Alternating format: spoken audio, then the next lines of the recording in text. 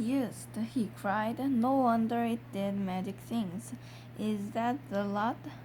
No, that it's not, George said, and he led his father out to the shed where the animal medicines were kept and showed him the 5 big empty bottles up on the shelf.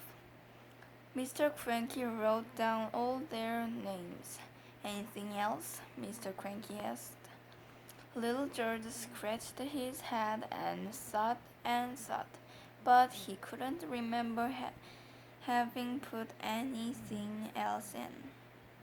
Mr. Cranky leaped into his car and drove down the village and bought new bottles and top tubes and cans of everything on his list. He then went to the vet and got a fresh supply of all the animal medicines George had used. How now show me how you did it, George, he said. Come along, show me exactly how you mixed them all together. Marvelous medicine number 2. They were in the kitchen now, and the big stewing pot was on the stove. All the things Mr. Cranky had bought were lined up near the sink. Come along, my boy, cried Mr. Cranky. Which one did you put in first? This one, George said. Golden Gloss hair shampoo. He emptied the bottle into the pot. Now the toothpaste, George went on, and the shaving soap, and the face cream, and the nail polish. Keep at it, my boy, cried Mr. Cranky, dancing around the kitchen. Keep putting them in. Don't stop. Don't pause. Don't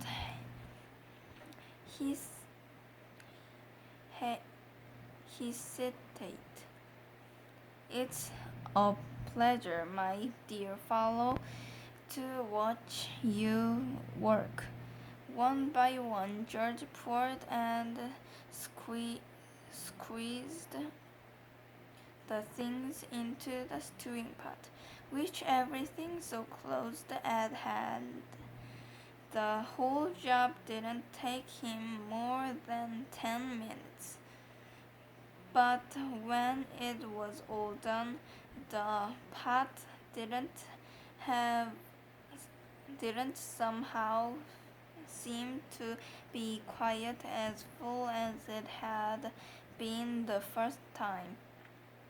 Now what did you do? Cried Mr. Cranky. Did you stir it?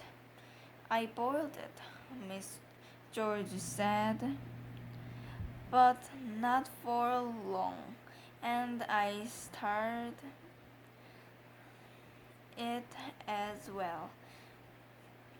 So Mr. Cranky lit the gas under the pot, and George stirred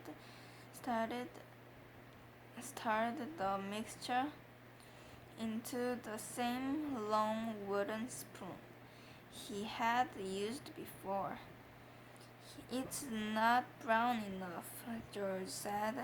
Wait a minute, I know what I've forgotten. What? Cried Mr. Cranky. Tell me quick, because if we've forgotten even the tiny thing, then it would work, at least not in the same way. A quart of brown gloss paint, George said. A quarter.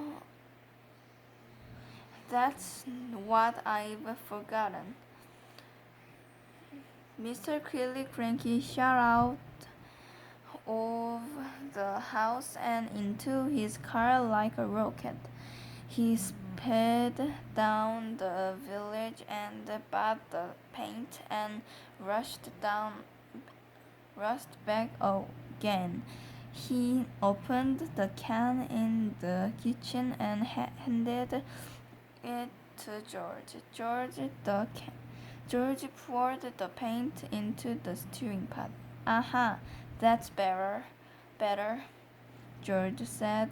That's more like the right color. It's boiling, cried Mr. Cranky. It's boiling and bubbling. George, is it ready yet? It's ready, George said. At least I hope it is. Right, shouted Mr. Cranky, hopping about. Let's test it. Let's give some to a chicken. My heavens alive, why don't you calm down a bit? Mrs. Cranky said, coming into the kitchen. Calm down, cried Mr. Cranky. You expect me to medicine over? Expect me to calm down, and here we go, mixing up the greatest medicine ever discovered in the history of the world. Come along, George, dip a cupful out of the pot and get a spoon, and we'll give some to a chicken just to make absolutely certain we've got the correct mixture. Outside in the yard, there were several chickens that hadn't had any of George's marvelous medicine. Number 1. They were pecking about in the dirt in that silly way chickens do.